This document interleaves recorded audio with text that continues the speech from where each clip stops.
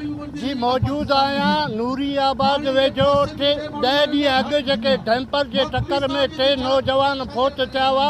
उन्हनि फोतियुनि जे वारसनि पारां हिते एहतजाजी कैंप क़ाइमु कई वई आहे।